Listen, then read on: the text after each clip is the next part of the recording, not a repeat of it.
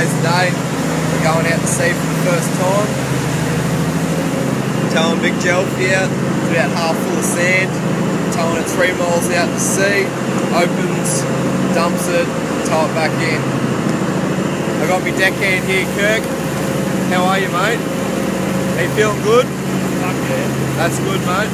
He's been welding his winch on the back of him for bloody ages, so we're going to fucking give it a good test today and see if his weld's held up, which I'm 100% confident will work up.